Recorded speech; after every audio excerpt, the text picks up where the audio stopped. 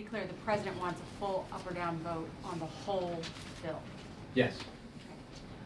When the president announced this before a joint session several weeks ago, and he has on the road talked about the urgency of the situation, why now then, just today, did he say that he's going to call the leadership in Congress? I understand that there's a, we can go back and forth here, that this is all about leadership negotiations, which I think the American people understand full well are not necessarily the way to get things done quickly and effectively in Washington, especially if there's not a desire on both sides to get them done in a way that's productive and functional for the American people. So what we have been doing, what the president has been doing, is taking his message out to the American people, the people who hired their legislators and sent them to Washington to get things done. And we're being very, very transparent about our strategy, if you will, which is to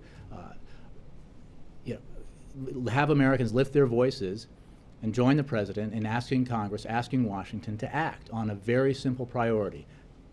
Act on the economy, act on jobs. That's what Americans want their leaders in Washington to do. Here's a proposal to do just that. Here's a proposal that outside economists have judged very clearly would boost economic growth and would lead to greater job creation.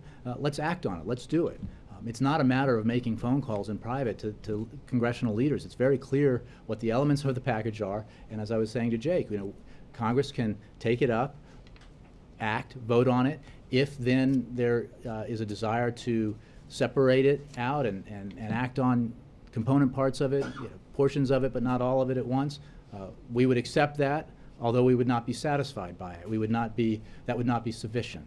And the president would make that clear if a portion of it came up and he signed it into law. The next thing he would say is, where's the rest of it? What about teachers and construction workers? What about small businesses who could use that incentive to hire more people or increase their wages? Or the incentive to hire veterans who are coming back from Iraq and Afghanistan with tremendous skills and experience, but aren't getting jobs. He'll just keep pushing and making the case. And yes, we are making an outside case here.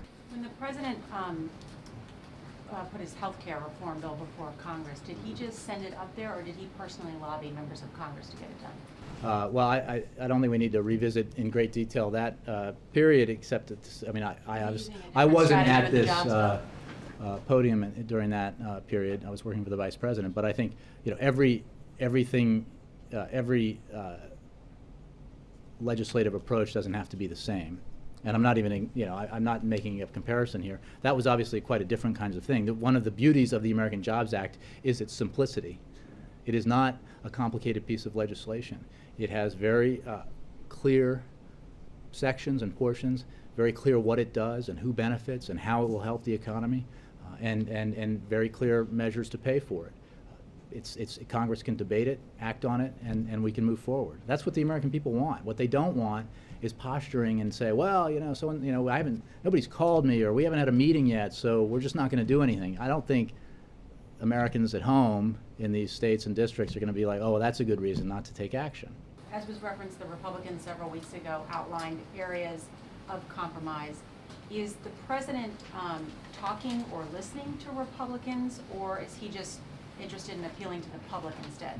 I think I answered this question both a couple of times already today and numerous times in the past, that the president has relations with leaders of both parties in both houses on Capitol Hill. He has conversations with them on a regular basis, and looks forward to having conversations with Senator McConnell, Speaker Boehner, Leader Pelosi, and Leader Reid in the future on the American Jobs Act.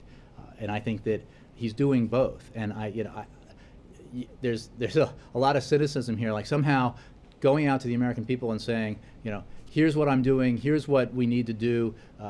If you agree with me, raise your voices, let your members of Congress know that's somehow objectionable or political. I think that's how the system should work.